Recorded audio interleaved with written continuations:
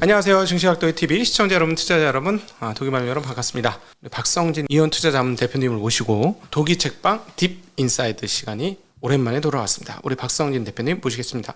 어서 오십시오. 네, 반갑습니다. 네, 안녕하세요. 그리고 이제 또 많은 분들이 이제 보통 가치 투자자들은 바텀업으로 이렇게 투자를 한다고 얘기를 하고 있고, 네. 실제로 보면 여기 나와 있는 투자자들의 대부분이 다 바텀업으로 투자를 하고 있는 게 맞습니다. 네. 근데 이제 보니까 저도 이제 약간 좀 잊고 나서 좀 신선한 충격이었었는데요. 네. 에베야르라는 분을 보면 네. 이분도 이제 물론 기본적으로는 바텀업 방식으로 투자를 네. 하긴 하지만 탑다운에도 본인은 약간의 관심은 가지고 있다. 예. 이제 에베야르가 이제 이분이 프랑스 분인데 네. 선진국에 투자를 할 때는 큰 문제가 없었는데 맞아요. 신흥국에 투자를 하다 보니까 신흥국의 이런 정치적인 뭐 이런 부분들이 기업에도 굉장히 크게 영향을 미치더라. 네. 그래서 이제 신흥국에 투자를 할 때는 그런 이제 그렇지. 전체적인 이런 부분도 자기는 조금 고려를 네. 한다. 뭐 이렇게 얘기를 하고 있더라고요. 중국 같은 경우는 탑을 몰라서는 정말 투자하기 힘들다. 네. 바텀만 봐서는 되긴 되겠지만, 뭐 정책에 따라서 휘청휘청 해버리니까 네. 정부가 어디에다 자원을 배분하느냐에 따라서 그 업종의 흐름들이 막 달라지니까 네. 말도 안 되는 반도체가 지금 보기엔 밸류에이션 너무 비싼데 그냥 막 가는 거고, 또 신재생이 또 막 가고, 뭐 이런 흐름들이 정책 결정에 따라서 우르르 사람들이 몰려서 진짜 그 신흥국은 좀 선진국에서 그게 심한 것 같아요. 그리고 이제 뭐 앤서니 너트라고 영국에 있는 투자자분인데 이분도 기본적으로는 기업의 펀더멘털을 가지고 투자를 하긴 하지만 일부 거시경제적인 측면을 조금은 보고 있다 이렇게 네. 얘기를 하고 있습니다. 그래서 이걸 보면 하여튼 대부분의 가치 투자자들이 바텀업 투자자인 건 맞지만 네. 뭐 일부 가치 투자자들 중에는 약간의 네. 거시경제를 가미하는 뭐 그런 분들도 있더라. 이런 얘기고요. 제 개인적으로는 그런데 사실은 저는 거시경제를 거의 안 보는 편이거든요. 네. 사실은 이제 거시경제를 보게 되면 오히려 투자가 더 혼란스러워지는 경우가 있더라고요. 네. 저 같은 경우에는. 예.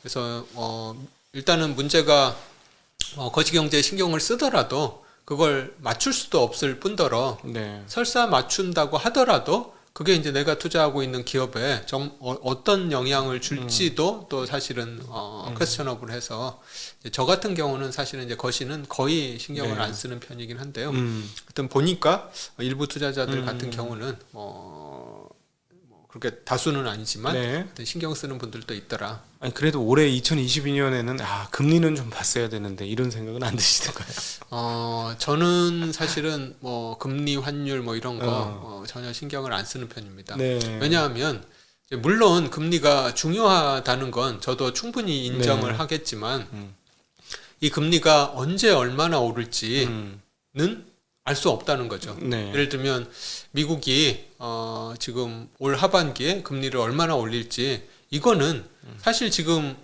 패드 의장도 본인도 모를 겁니다. 그렇죠. 데이터 네. 디펜던트 했으니까. 네. 경제 상황을 보고 나서 경제가 좋네, 뭐 올려도 되겠구나, 뭐 이렇게 네. 되는 거지. 예. 그러니까 이제 사후적으로 그 사람도 이제 그 데이터들을 보고 나서 판단을 할 수 있을 뿐인 거라서 예. 그걸 지금 우리가 뭐 앞으로 금리가 뭐 자이언트 스텝을 할지 뭐 이거는 저희가 알 수가 없다고 보여지고요.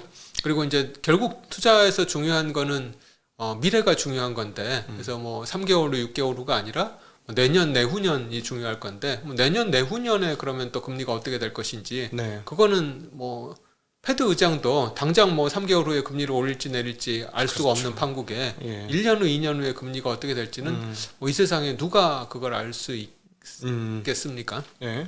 그래서 저 같은 경우는 중요하긴 하지만 알 수 없는 영역이다라고 생각을 해서 금리가 올라가더라도 문제가 없을 기업을 찾아서 투자를 하는 게 하여튼 저희 같은 가치 투자자들의 일이지 네. 금리가 얼마나 오를지 언제 오를지를 예측하는 거는 네. 저 개인적으로는 좀 부질없는 일이라고 생각을 하고 있습니다. 그러니까 많은 분들이 절대적으로 그게 중요하다고 생각하시는데 일반 투자자들은 사실 꼭 중요하지 않을 수도 있다. 네.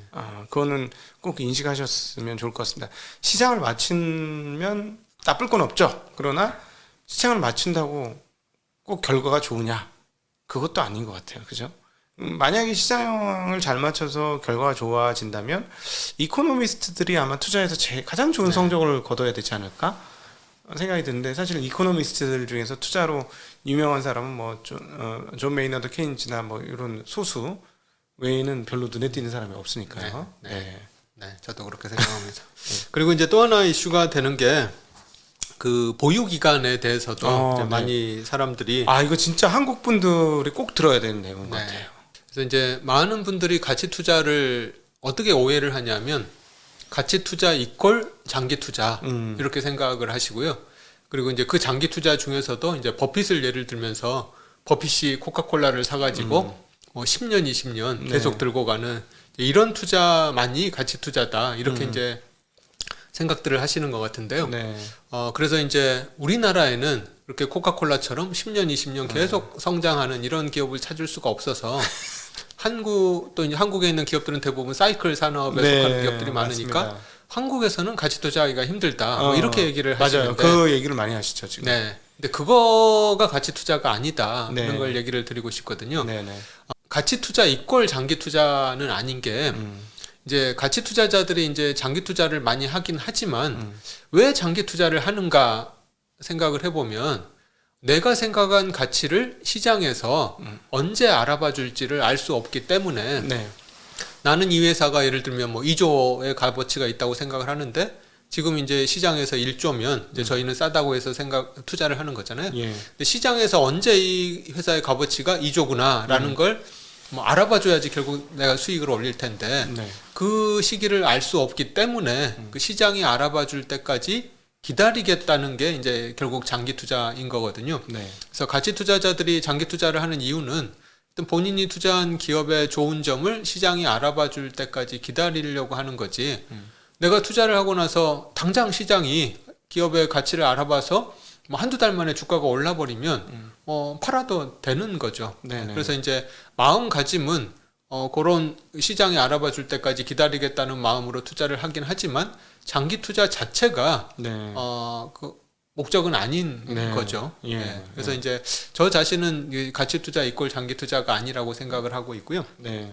근데 이제 많은 사람들이 이제 또 여기서 이제 투자자들 중에서 이제 많이 다른데 아까 얘기 드린 것처럼 버핏 같은 경우는 뭐 평생 보유할 생각이 없으면 뭐 사지 단 마라. 한순간도 뭐 사지 않는다 뭐 이런 얘기를 하고 있잖아요. 네. 그래서 이제 이런 버핏의 뭐 스타일을 따라서 투자하는 투자자들이 여기도 많이 있습니다. 예를 들면 파라메스 같은 투자자 같은 경우는 본인의 투자 그 타임 호라이즌이 2, 30년이라고 얘기를 해요. 네. 최소 10년 정도 들고 갈 생각으로 투자한다. 네. 뭐 이렇게 투자를 하는 분도 있는데 또 월터 슐러스 같은 분은 4, 5년 정도를 목표로 투자를 하긴 하지만 그냥 그 안이라도 적당한 가격이 오면 얼마든지 판다 이렇게 얘기를 하고 있거든요. 그리고 이제 팔고 나서 또 다른 더 싼 주식을 찾아서 투자를 하는 편이다 이렇게 얘기를 하고 있는데 월터 슐러스가 어떤 경험을 했냐면 그 시멘트 제조사인 사우스다운이라는 회사에 투자를 했던 경험을 얘기를 하고 있는데 예. 이 회사가 12달러일 때 샀는데 한 2, 3년 기다렸더니 28달러 정도가 됐다 그래요. 그러니까 네. 이제 한 2배 이상 수익이 나가지고 이제 좋다고 팔았는데 지나고 나서 봤더니 그 회사 주식이 70달러가 되더라. 네. 근데 이제 웰터 슐러스가 얘기를 하는 거는 인생에서는 잘 풀릴 수 있는 문제도 있고 잘 안 풀릴 수도 있는 문제가 있는데 인생에서 잘 풀리지 않았거나 더 잘 풀릴 수도 있었던 일들에 대해서 후회하기 시작하면 투자가 굉장히 어려워진다. 네. 그래서 이제 저도 사실 그런 경우가 굉장히 많이 있거든요. 팔고 나서 많이 오르죠. 네, 저도 이제 뭐 이 정도면 적당하다라고 생각해서 팔았는데 제가 팔고 나서도 뭐 2배, 3배 간 네. 기업들도 뭐 많이 있었으니까. 팔고 나서 본격적으로 랠리하는 경우도 있죠. 네. 나는 고생시켜서 겨우 먹여주고 나서 내가 팔고 났더니 이제 그때는 하늘 높은 점으로 치솟는. 네, 맞습니다. 네. 근데 이제 그런 것들을 아쉬워하기 시작하면 네. 사실은 끝이 없는 거죠. 그렇죠. 네, 내가 이제 결국은 꼭지에 팔아야지만 이제 음. 아쉬운 마음이 없어질 텐데 네. 제가 지금까지 20년 투자한 경험으로는 어떤 회사의 주식을 꼭지에 판다는 건 거의 불가능하거든요. 어쩌다가 이제 그렇게 한두 번 있을 수는 있겠지만 그래서 이제 월터 슐러스의 조언이 저는 굉장히 마음에 드는 게 사실은 그냥 내가 생각한 적정 가치에 도달하면 그냥 적당하게 팔고 네. 더 싼 기업을 찾는 게 네. 저한테는 이제 더 좋은 네. 저한테 맞는 투자 방법이더라고요. 사실은 고점에 못 팔았다고 아쉬워하면 그 다음에 팔아야 될 기회를 놓칠 수도 있는 거 아닙니까? 네. 그리고 네. 또 심리적으로 스트레스 받으면서 건강에도 안 좋을 테고 네. 투자가 하루 이틀 하는 것도 아니고 가치 투자자들의 특징 중에 하나가 굉장히 오래도록 투자하는 거 아닙니까? 네. 거의 죽기 직전까지 투자하시는 분들도 네. 어빙칸 같은 경우는 죽기 전날까지도 시장 그 손녀가 손자한테 브리핑을 받아서 들었다고까지 얘기할 정도니까. 네. 네. 그래서 이제 하여튼 이제 장기 투자가 맞냐? 하여튼 이제 투자 기간이 네. 2, 3년이 적당하냐? 뭐 5년, 10년 또는 20년을 투자해야 되냐? 이것도 네. 이제 사람의 성향에 따라서 많이 다르다고 보여지고요. 네. 워렌 버핏처럼 뭐 10년, 20년 투자하는 분도 물론 있겠지만 월터 슐러스처럼 뭐 적당한 가격이 오면 팔고 더 싼 기업을 찾는 것도 네. 충분히 좋은 투자다 예. 이렇게 생각을 하고요. 네. 여기 나온 분들 중에 이제 가장 좀 인상적인 게 앤서니 너트라는 분이 얘기를 한 게 있는데요. 네. 이분이 이제 어떤 얘기를 했냐면 저평가된 주식이 수익을 내기까지 시간이 얼마나 걸릴지는 우리의 통제를 벗어난 영역이다. 맞는 얘기죠. 네. 그래서 이제 본인은 투자를 할 때 투자 기간을 정하지 않고 투자를 한다라고 예. 얘기를 하고 있습니다. 그래서 본인은 이제 투자 기간을 뭐 2년 가져갈 건지 3년 가져갈 건지 이렇게 하는 게 아니라 철저하게 가치 평가에만 집중을 해서 내가 생각하는 가치에 오면 이제 뭐 2, 3년 뭐 한두 달 만에라도 팔고 네. 아니면 뭐 계속해서 좋은 기업 가치가 여전히 싸다고 생각하면 뭐 5년, 10년이라도 들고 가는 거고. 그래서 이제 투자 기간을 우리가 사전에 정하는 게 아니라 네. 우리가 이제 집중하는 거는 결국 이 기업의 가치가 얼마인가에만 집중을 하고 그 가치를 언제 이 시장에서 반영을 할지는 결국 이제 기다려야 되는 문제다. 네. 이렇게 얘기를 하고 있습니다. 그래서 이제 결국은 뭐 이제 기간이 얼마나 될 거냐 하는 거는 이제 투자자마다 다르지만 하여튼 이제 내가 생각한 가치를 시장이 알아봐 줄 때까지는 이제 기다리는 시간이 필요하다. 이거는 네. 이제 공통적인 것 같고요. 근데 이제 그 기간을 기다리려면 이제 인내심이 필요한 거죠. 네. 그래서 이제 그 관련돼 가지고 토마스 칸이라는 분이 여러분 그 토마스 칸이나 여러 이제 투자자들이 이제 얘기한 것 중에 하나가 그 가치주의 수익률은 보유 기간 대부분의 시장 수익률을 하회하는 경우가 일반적이다. 이건 좀 귀담아 들어주셨으면 좋겠어요. 네. 그래서 이제 진짜 저희들도 네. 체험적으로 그러지 네, 않습니까? 맞습니다. 네. 각도기님도 그러실 테고. 전 하여튼 무조건 항상 하회합니다. 네, 그다음 그렇죠. 어느 짧은 순간에 휙 하고. 네, 맞습니다. 그게 대부분의 경험일 텐데요. 네. 저 같은 경우에도 한 2, 3년 계속 이게 지지부진하다가 어느 순간 한 두세 달 사이에 확 올라 버리거든요. 그렇죠. 근데 이제 토마스 칸이 얘기한 것처럼 대부분의 그런 경험들을 가지고 계신 것 같고요. 또 에베이아르 같은 경우에도 가치 투자를 하려면 결국은 시장 지수나 동료에 비해서 단기적으로 뒤처지는 거를 감수할 수밖에 네. 없다. 항상 내가 시장을 이길 수는 없다. 그렇죠. 얘기를 하고 있습니다. 항상 이기려고 하면 오히려 결과가 나쁠 가능성도 상당히 높은 네. 거죠. 네. 네. 진득하니.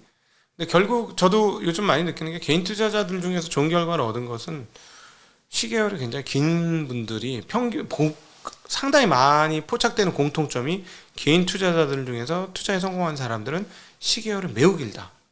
그냥 뭐 몇 개월이 아니라 몇 년에서 그것도 기간이 꽤 긴 몇 년 이렇게 갖고 있을 때 결과가 좋았다는 거 많이 확인할 수 있었습니다. 네. 그리고 이제 또 많은 가치 투자자들이 생각하는 거하고 좀 다른 투자를 하는 분들도 이 책에 보니까 꽤 많이 나오는데요. 예를 들면 이제 가치 투자자들은 가치를 측정할 수 없는 자산에는 투자를 안 하는 게 일반적이거든요. 그렇죠. 그래서 이제 워렌 버핏 같은 경우에도 가치를 측정할 수 없는 그런 자산, 금 같은 거 이런 거는 뭐 투자를 안 한다고 얘기를 하는데요. 이 책을 보니까 에베이아르라는 그 프랑스의 투자자가 있는데 이분은 금에도 투자를 하고 계시더라고요. 예. 그래서 이거는 굉장히 좀 의외다 이런 생각을 좀 많이 하게 됐고요. 그리고 가치 투자자들이 일반적으로 롱 포지션이잖아요. 그렇죠. 주식을 사는 거지. 네. 시장에 대해서 숏을 치는 경우는 극히 드문데 예. 근데 이제 여기 보면 아베 슈에이라고 일본에 있는 투자자분인데 이분은 롱숏 펀드로 숏도 하시는 네네. 분이 계시더라고요. 네네. 그리고 이제 킨첸 같은 분은 이제 행동주의 투자자로 행동주의를 이제 접목해서 가치 투자를 네. 하시는 분도 있고 그래서 이런 거를 보면 가치 투자가 정말 특정한 어떤 정답이 있는 게 아니라 본인의 상황이나 여러 거에 맞춰서 네. 수많은 변이나 뭐 네. 변종이 있구나 네. 이런 걸 느낄 수 있었습니다. 그래서 이제 지금까지 제가 그 가치 투자를 하시는 분들 중에서도 네. 스타일이 다 다르더라. 어떤 가치 투자자들은 품질에 좀 더 집중하고 어떤 투자자는 가격에 좀 더 집중하고 어떤 투자자는 분산을 하고 어떤 투자자는 집중을 하고 네. 또 투자하는 기간도 조금 다르고 또 뭐 그 거시 경제를 신경 쓰는 투자자도 뭐 많지는 않지만 일부 네. 있고 네. 또 뭐 금에 투자하는 투자자도 있고 이렇게 가치 투자자들 중에서도 스타일이 굉장히 다르더라 이런 네. 얘기를 드렸는데요. 근데 그럼에도 불구하고 이 많은 가치 투자자들 중에 공통적으로 나타나는 부분도 또 있습니다. 그래서 이제 공통적으로 나타나는 부분 한 몇 가지 네. 좀 얘기 드리고 싶은데요.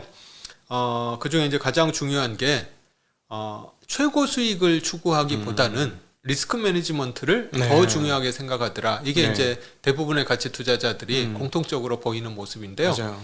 네. 예를 들면 하워드 막스가 무슨 얘기를 했냐면 손실만 나지 않으면 수익은 알아서 난다. 이렇게 얘기를 했고요. 맞는 말이죠. 100% 맞는 말이에요. 네. 진짜. 네. 그리고 월터 슐러스 같은 경우에 우선순위는 돈을 잃지 않고 시장에서 살아남는 것이다. 네. 이렇게 얘기를 했습니다. 그리고 에베이아르라는 투자자는 큰 수익을 내는 것보다 손실을 회피하는 것이 우선이다. 네. 성공적인 투자는 눈부신 수익을 달성하는 것만이 아니라 손실을 피하는 것이기도 하다. 네. 이렇게 얘기를 했고요. 또 필립 베스트라는 투자자는 재앙을 피하는 것, 장기적으로 살아남을 주식을 찾는 것이 중요하다. 이렇게 네. 얘기를 했습니다. 그래서 공통적인 게 결국은 최고 수익을 쫓기보다는 최악의 상황이 벌어졌을 때 내가 살아남을 수 있을 것인가를 먼저 생각한다는 거. 그게 네. 이제 가장 중요하다는 거. 왜냐하면 우리가 아무리 수익을 잘 내도 한 번 곱하기 0 돼 버리면 그렇죠. 시장에서 아웃돼 버리는 그렇죠. 거니까요. 네. 아무리 100% 먹어도 50% 깨지면 금방 깨지는 거 아닙니까? 네. 그렇죠? 저희들 입장에서는 이게 너무 당연한 건데 여기까지 오기가 쉽지는 않은 것 같아요. 네. 일반 투자자들이 이 감정까지 오는 데는 시간이 꽤 걸리는 거 아닌가. 저도 개인적으로 시간이 많이 걸렸고 처음에는 이 돈을 잃지 마라. 그래 맞는 말이네 이랬는데 이게 뼈에 새겨져야 되잖아요. 근데 네. 자연스럽게 당연한 거야 이런 느낌까지 오는 데는 굉장히 시간이 많이 걸리는 것 같아요. 네. 경험을 해보니까 안 깨지는 게 얼마나 중요한지 알게 되니까. 네. 네. 그래서 워렌 버핏이 강조한 게 이제 투자에서 가장 중요한 게 뭐냐 물어봤더니 첫 번째 규칙이 never lose money, 돈을 네. 잃지 마라. 네. 두 번째 규칙이 첫 번째 규칙을 잊지 기억하라. 마라, 네. 기억하라. 네. 이제 그 얘기가 결국은 리스크 매니지먼트가 음. 중요하다, 잃지 않는 게 중요하다 네. 이런 얘기를 하는. 근데 것 그 감정은 또 기다림의 미학하고도 또 연결되어 있는 것 같기도 해요. 그러니까 잃지 않기 위해서 과감한 투자를 안 하는 거죠. 어떤 면에서. 버핏도 이번에 코로나 직전에 뭐 1,400억 달러인가 진짜 어마무시한 돈을 들고 계속 버텼잖아요. 자기 가격이 안 맞으면 공세를 안 취하는 거니까. 네. 그게 결국은 강력한 인내력과 그 겹쳐져야지 난 돈 안 벌어도 괜찮아. 깨지만 안 하면 돼. 이런 마음으로 갈 수 있는 것과 연결되는 게 아닌가 그런 생각도 들더라고요. 맞습니다. 네. 그리고 이제 또 하나 공통점이라고 지적할 수 있는 게 타이밍을 재지 않는다. 네. 이제 많은 분들이 지금 주식을 사야 되나 말아야 되나, 지금 샀다가 좀 더 빠지는 거 아닌가, 이런 생각들을 많이 하시는데, 그 타이밍을 맞추는 건 불가능하다. 네. 그래서 이제 월터 슐러스 같은 경우에는, 자기는 보통 일찌감치 포지션을 취한다고 얘기를 하거든요. 그래서 싸다고 생각하면 그냥 사는 거지. 네. 뭐 시장이 앞으로 뭐 더 빠질지 어떻게 될지 이 주가가 뭐 더 빠질지 이런 거 신경 쓰지 않고 싸다고 생각하면 그냥 산다 뭐 얘기를 하고 있고요. 물론 이제 사고 나서 빠지는 경우도 뭐 부지기수다. 네. 이건 보통 이런 태도는 거의 다 물리죠. 네. 사고 나면 물리는 네. 태도죠. 네. 저도 그렇습니다. 저도 네. 사면 일단 뭐 빠지고 시작을 하는 게 일반적이니까요. 네, 저도 그렇습니다. 네. 네. 그러면 이제 계속 사는 계속 거죠. 더 사는 거죠. 네. 네. 네. 그리고 이제 토머스 칸이라는 투자자도 마찬가지인데 모멘텀보다는 가치를 본인이 중요시하고 있는데 그래서 매수 시기가 너무 이른 경우도 굉장히 많았었다. 네. 그래서 진입 시점을 정확히 맞추겠다는 생각은 본인은 전혀 해본 적이 없다. 그래서 싸면 계속해서 사서 포지션을 늘려나간다. 뭐 이렇게 네. 얘기를 하고 있고요. 윌리엄 브라운이라는 투자자는 타이밍을 맞추는 건 불가능하다. 왜냐하면 투자 수익의 8, 90%가 전체 보유 기간의 2에서 7%에 해당하는 기간에 폭발적으로 발생한다. 그래서 내가 1년을 들고 있으면 불과 뭐 한 몇 주 사이에 네, 주가가 다 올라 버린다는 거죠. 네. 그래서 타이밍을 맞추려고 하면 결국 그 기간을 놓쳐버리게 되면 결국은 이제 뭐 그렇죠. 하찮은 수익만 얻게 되는 거니까요. 네. 그래서 타이밍 맞추는 건 불가능하다 네. 이런 얘기를 하고 좀 네. 말씀드리고 싶습니다. 혹시 박 대표님 사면서 물리니까 그래서 속상하잖아요. 아니 저는 사실은 네.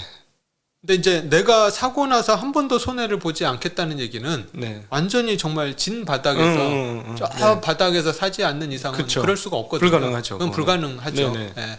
그래서 저는 사면 네. 당연히 뭐 빠진다는 걸 저는 네. 알고 사고 있고요. 오히려 빠지면 저는 좋아하죠. 그러니까 그래서 노하우를 알려주셨으면 좋겠어요. 왜냐하면은 한 방에 다 사지는 않으실 것 같거든요. 네. 이제 그게 이제 하도 많이 그런 일이 있다 보니까 100% 내가 여기서 5%를 사야 돼. 이 주식으로 총 자산에서 5% 사야 돼 할 때 5% 그냥 하루아침에 몽땅 산 개념은 아니실 것 같아서 네. 그런 노하우가 있으시면 좀 네. 노하우라기보다는 이제 그냥 제 개인적인 그냥 방식인데요. 저 같은 경우는 일단 뭐 예를 들면 뭐 5%를 사야 되겠다. 하여튼 저는 이제 분산 투자를 하니까 한 종목에 5% 싣는 경우도 좀 네. 그렇게 많지는 않은데요. 네, 네. 하여튼 이제 그러면 일단 한 3분의 1 정도, 예를 들면 이제 한 2%, 뭐 2, 3% 정도에서 시작을 하고요. 예. 그래서 그냥 처음에 살 때 한 2, 3% 정도 사고 나서 네. 이제 빠지게 되면, 근데 이제 많은 사람들이 빠지면 이제 더 사야 된다고 생각을 하는데 너무 빨리 사세요. 그렇지. 네, 내가 사고 나서 2, 3%만 빠져도 또 사고, 맞아. 2, 3% 빠지면 또 사고. 맞아. 뭐 그렇게 하다 네. 보면 네. 금방 돈이 떨어져 버리는 분할 거죠. 매수의 의미가 별로 없는 네. 거죠. 네. 그래서 이제 그렇게 사서는 안 되고 내가 사고 나서 한 1, 20% 빠지면 이제 그때 가서 네. 또 이제 더 사고 네. 또 1, 20% 빠지면 그때 네. 이제 좀 더 사고 뭐 이제 이런 식으로 보통 사고요. 만약에 올라가면요. 그렇지 않고 이제 제가 이제 한 2, 3%를 샀는데 빠지지 않고 그냥 올라간다고 하면 이제 그걸로 그냥 만족을 하는 거죠. 더 이상 안 사고. 네, 네. 네. 중요한 팁을 여러분한테 드린 겁니다, 지금. 네. 네. 근데 이제 물론 제가 생각할 때 정말 이 기업은 싸다고 생각하면 물론 이제 올라가는 것도 쫓아서 사는 경우도 이제 있긴 네. 하지만 예. 이제 대부분의 경우는 예. 하여튼 이제 제가 올라가더라도 이 정도면 괜찮아라는 수준의 물량은 처음에 그냥 사고 네네. 이제 떨어지면 이제 네네. 1, 20%씩 떨어질 때 더 사고 예. 그렇지 않고 올라가면 그걸로 그냥 만족하고 네. 근데 정말 좋은 기업이면 네. 뭐 좀 좀 추격해서 따라서 할 수도 있고. 더 사는 경우도 네. 이제 가끔 있긴 하죠. 예, 예. 네. 그리고 이제 또 공통점 중에 하나는 뭐 시장의 추세나 흐름을 따라하지 않는다는 그런 공통점들이 또 맞습니다. 있죠. 네. 그래서 가치 투자자들 대부분이 여기 나오신 분들이 네. 대부분 다 역발상 투자자들이신데요. 근데 이제 많은 지금 개인 투자자 분들이 역발상 투자를 하시기보다는 최근 가장 핫한 주식, 네. 가장 유행인 주식, 이거를 이제 쫓아서 네. 살려고 하시는 분들이 대부분인데 사실 그 유행이라는 거는 이미 그게 내 귀에 들어왔다는 얘기는 이미 살만한 사람은 다 샀다는 얘기나 그렇죠. 비슷하거든요. 가격이 다 반영이 됐다는 얘기고. 네, 그래서 이제 그런 투자는 좀 굉장히 위험하다. 예. 내가 꼭지를 잡을 가능성이 꽤 높다. 네. 이렇게 얘기를 드릴 수 있을 것 같습니다. 네, 맞습니다. 그 진짜 그리고 타이밍 너무 잡으려고 하세요. 지금 보니까 유튜브의 대부분이 타이밍을 잡으려고 하는 거고 거기에 또 맞춰서 유튜브들이 만들어져 가지고 이렇게 가서는 진짜 안 되는데 해서 좀 안타까운 많아요. 지금 뭐 이제 1000만 동학개미 운동 이렇게 돼서 이분들이 좀 잘 풀려서 투자로 미래와 노후가 보장이 되면 정말 좋겠는데 이 인간의 본성이잖아요. 빨리 돈을 벌고 싶은 욕망이. 근데 그거를 벗어나야 되는데 그게 쉽지 않으니까 너무 안타까운 부분이 아닐까 네. 싶습니다. 예. 그래서 이제 뭐 이런 부분들이 여기 가치 투자자분들이 공통적으로 네. 가지고 계신 생각인 것 같고요. 이제 그 밖에도 뭐 책을 많이 책 보통 많이 시다든가. 읽죠. 네. 우리 박 대표님도 책 많이 읽으시잖아요. 저도 책 많이 읽죠. 근데 사실 제가 투자를 하면서 제 투자관이나 이런 투자 철학을 이제 형성한 게 제 경험도 있지만 사실은 이런 책을 읽으면서 네. 이런 식으로 투자를 해서 네. 이분은 성공을 했고 또 네. 이분은 실패 이런 것들을 이제 간접 경험을 하는 게 네. 저한테 굉장히 많이 도움이 그쵸. 됐던 것 같아요. 근데 그러니까 참 놀라운 게 이렇게 오래된 뭐라 그럴까 그 전문의 전문 투자자 평생 업으로 하신 분들조차도 이런 책을 읽으면서 도움을 받는다라고 얘기하시는 걸 우리 청취자분들, 시청자분들이 꼭 기억하셨으면 좋겠고. 또 이제 제가 말씀드리고 싶은 거는 이제 많은 분들이 가치 투자 이꼴 버핏이라고 생각을 해가지고 너무 교조주의적으로 네. 버핏의 투자 방식을 그대로 모방하려고 하는 예. 그런 경향이 꽤 있는 것 같은데요. 버핏의 투자 방식만이 유일한 가치 투자 방식은 아니다. 네. 이제 그런 얘기를 좀 마지막으로 드리고 싶고요. 음. 관련돼 가지고 이제 월터 슐러스가 이제 본인이 이제 그런 얘기를 했는데 본인은 심리적으로 버핏하고 다르게 만들어진 사람이더라. 그래서 버핏의 방식을 그대로 따르려고 했더니 오히려 본인한테는 잘 안 맞아서 네. 본인의 스타일대로 투자한다 이렇게 얘기를 하고 있고요. 네. 또 그 포르투갈에서 가치 투자를 하고 있는 라자로하고 마라세라는 분이 있는데 이분도 이제 어떤 얘기를 했냐면 많은 사람들이 버핏처럼 다음 코카콜라를 찾으려고 노력을 많이 하더라. 네. 하지만 사람은 다 다르기 때문에 그런 연습은 오히려 해가 된다. 자신만의 리듬을 찾고 자신만의 스타일을 찾는 게 훨씬 더 중요하다. 진짜 중요한 얘기 같습니다. 네. 이런 얘기를 했고 또 홍콩에 있는 분이에라는 투자자는 이제 가장 중요한 거는 자신의 기질에 맞는 투자 방법을 빨리 네. 파악하고 시간과 경험을 통해서 음. 그 자신의 투자 전략을 계속해서 개선해 나가는 게 가장 좋은 투자 방식이다. 이렇게 얘기를 하고 있습니다. 그래서 진짜 그런 것 같아요. 네, 네. 투자에 정답은 없다는 걸 받아들이고 그래서 투자라는 게 사실은 가치 투자라는 게 어떤 공식을 찾는다거나 네. 어떤 정해진 방법론이 있다거나 이런 게 아니거든요. 네. 저는 가치 투자라는 거는 결국은 태도의 문제, 철학의 문제라고 생각을 합니다. 예, 예. 그래서 이제 저는 가치 투자의 가장 기본적인 철학이 세상 일은 알 수 없다는 게 제가 이제 가치 투자의 가장 기본 철학이라고 생각을 하거든요. 네. 그래서 이제 투자라는 게 결국 미래를 보고 투자를 하는 건데 세상 일은 알 수가 없으니까 네. 내가 알 수 없는 미래에서 그 나를 보호하는 방법이 내가 생각하는 대로 미래가 펼쳐지지 않았을 때에도 내가 손해를 보지 않으면서 네. 안정적으로 수익을 내는 방법이 뭘까를 네. 고민해서 나온 게 이제 벤자민 그레엄의 안전마진 분산 투자라는 철학이라고 생각을 하고요. 근데 이제 그런 철학은 기본이지만 예. 그래서 이제 그런 가치 투자 그 세상에 대한 태도나 철학이 저는 가치 투자라고 생각을 하고 그런 것들을 그런 상황을 어떻게 내가 헤쳐나갈 건지에 대한 구체적인 방법론이나 스타일은 사람마다 네. 다 다를 수밖에 없다. 그래서 이제 많은 분들이 가치 투자의 그런 철학을 받아들이시되 네. 그걸 구현하는 방식은 스스로 네. 투자를 해가면서 본인에 맞는 그 스타일을 발견하시면 좋겠다 이렇게 말씀드리고 네. 싶습니다. 지금 이 말씀을 하시니까 다시 한번 생각이 되는데 우리 박상인 대표님은 투자의 고유한 스타일을 딱 지키시는 분이시잖아요. 그럼에도 불구하고 지금까지 누적적으로 좋은 결과를 얻었고 올해도 이 어려운 상황에서도 나쁘지 않은 결과를 지금 만드셨잖아요. 네, 뭐 그냥 손해는 안 보고 있는. 네, 그러니까 대단한 거죠. 올해 손해 안 보면 진짜 대단한 건데. 그러니까 결국은 그 스타일이 그렇게 만드는 거지 않습니까? 그래서 사실은 자기 스타일을 지키면서 이렇게 이런 책이나 이런 그리고 다른 투자자들 만났을 때 조금 첨가할 거를 한두 개 이렇게 좀 첨가하는 그 메인 스트리트는 나의 메인 스트리트는 놔두고 옆에 있는 사이드는 가끔씩 이렇게 붙이는 그런 개념으로 투자하지 않으신가요? 근데 이제 투자 방법이나 그러니까 제 스타일이라는 것도 딱 고정돼 있지가 않고 네, 이제 계속 진화하는 거거든요. 네네. 이제 제가 예를 들면 이제 요 17분의 투자 투자 방식을 읽으면서 어떤 분은 거시경제를 보는 분도 있구나. 예. 어떤 분은 금에도 투자를 하는구나. 이제 예. 이런 것들이 지금은 아니지만 언젠가 또 저한테 영향을 야. 미쳐서 예. 제가 좀 바뀔 수도 있겠죠. 야, 한 10년 지나서 인버스가 숏도 잘하면 하실 수도 있겠네요. 뭐 그렇죠? 네. 불가능한 미래는 아닙니다. 지금 네, 말씀하시는 거 보니까 이렇게 조금씩 진보하다 보면은 밸류에이션을 찾다 보면 말도 안 되는 밸류에이션이 보이면은 역으로도 할 수 있으신 거잖아요.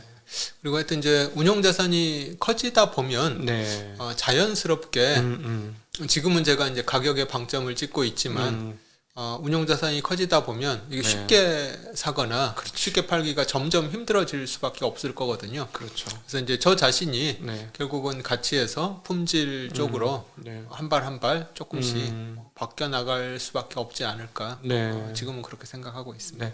우리 그 동학 그 개미라고 표현하시는 분들이 들어왔다 지금 좌절을 해서 전반적으로 투자에 냉담해졌어요. 젊으신 분들은 요즘 어떤 챌린지를 하고 있냐면 무지칠 챌린지를 하고 있습니다. 한참 좋았다가 이렇게 이제 그 투자 심리들이 그때그때 많이 바뀌는데 우리 그 새롭게 투자에 진입하신 분들을 위해서 한마디 덕담을 해주신다면. 저도 사실 젊었을 때 빨리 돈을 벌고 싶었고 이제 그래서 이제 투자를 했는데 결국은 천천히 가는 게 장기적으로 빨리 가는 거더라고요. 네. 그래서 너무 조급해 하지 마시고 하여튼 인생이라는 게 굉장히 길어서요. 네. 또 이 복리의 힘이라는 게 생각했던 것보다 훨씬 강력해서 어떤 본업을 계속 하시면서 그 돈을 계속 뭐 투자해서 복리로 키우시면 네. 생각했던 것보다 훨씬 더 목표하셨던 거에 네. 도달할 수 있지 않을까 예. 생각합니다. 역시나 이 투자계의 선비다운 아주 멋진 말씀으로 마무리를 해주셔서 너무 감사하고요. 하다 보니까 저희 증시각도기 TV가 이 유튜브 채널 중에 몇 개 안 되는 가치 투자 채널이 점점 되고 있는 것 같아요. 좋을 때는 다 비슷한 것 같았었거든요. 지금은 많이 그 샀다 팔다 하지 마라, 신용 쓰지 마라, 그리고 좀 길게 갖고 와라 이런 얘기를 계속 드리는데 점점 이런 채널이 없어지는 것 같아요. 제가 보니까 시장이 어떠냐 그거 설명하느라고 다들 바쁘고. 그래서 앞으로도 우리 박 대표님이 저희 증시각도기 TV 나와주셔서 저희 증시각도기 TV가 많은 투자자를 위한 좋은 가치의 등대가 될 수 있도록 많이 좀 도와주셨으면 좋겠습니다. 자, 오늘 여러분들에게 정말 도움이 되는 귀한 시간이었고요. 오늘은 독이책방 도널드 첸의 가치 투자자의 탄생. 요거는 이제 최근에 나온 가치 투자자라고 일컬어지는 분들도 꽤 언급이 많이 됐고 뒤에 보면서 이제 누적 수익률을 보면서 참 그랬죠. 우리 박성진 대표님도 여기에 올라올 수 있는데 아직 어려서 못 올라왔다. 응? 그죠? 아직 어려서 못 올라온 거죠. 나이 조금 더 먹으면 올라올 수 있어. 그죠? 그런 생각을 하면서 이 책을 읽으면서 생각났던 그런 것들이 기억이 납니다. 자, 오늘 귀한 시간 마련해 주신 우리 박성진 대표님께 다시 한번 감사드리고 긴 시간 함께해 주신 시청자분들께도 진심으로 감사를 드립니다. 같이 인사드리죠. 네. 인사하겠습니다. 고맙습니다. 네, 감사합니다.